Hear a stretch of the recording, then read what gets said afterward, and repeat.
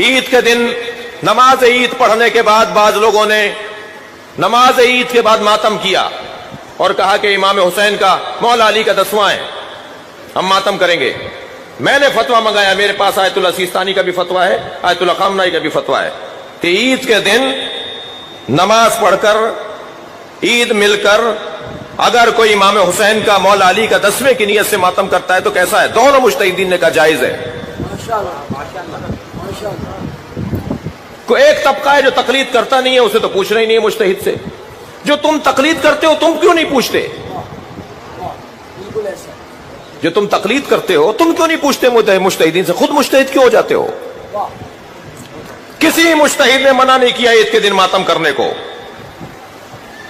لہذا میں نے اپنے علماء سے گزارش کی کہ برائے مہربانی قوم کے اندر ان باتوں کے اوپر اختلاف نہ ڈالیے۔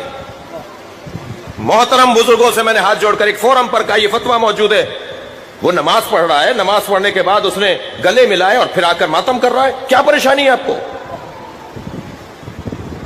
اور فرما رہے لہذا ہمیں اپنے رویوں میں اعتدال لانے کی ضرورت ہے۔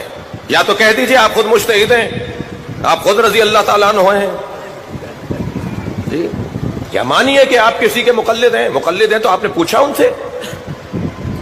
نہیں عزیزان گرامی، ہمیں امام حسین کی عزاداری کو مذاق نہیں بنانا، دوسروں کے آگے مذاق نہیں بنوانا، اپنے احساسات اور جذبات کو قوم کے احساسات اور جذبات نہ بناؤ۔ ہم پابند ہیں، ہم نوکر ہیں، ہم غلام ہیں، ہم خادم ہیں، ہمارا کوئی مولا ہے یا نہیں؟